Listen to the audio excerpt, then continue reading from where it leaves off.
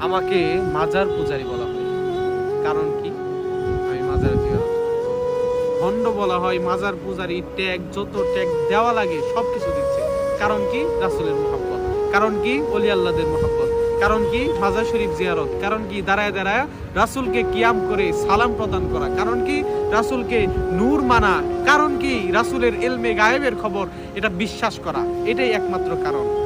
হায় রে, যেই কবরে যাওয়ার পরে আপনাকে দুনিয়ার কোনো মানুষ চিনবে না, যেই কবরে যাওয়ার পরে আপনাকে সাহায্য করার মতো কেউ থাকবে না, সেই কবরের মধ্যে আপনার আমার একমাত্র যিনি থাকবে, একমাত্র সাথী যিনি থাকবে, তিনি হলেন সাইয়্যিদুল মুরসালিন রাহমাতুল লিল আলামিন।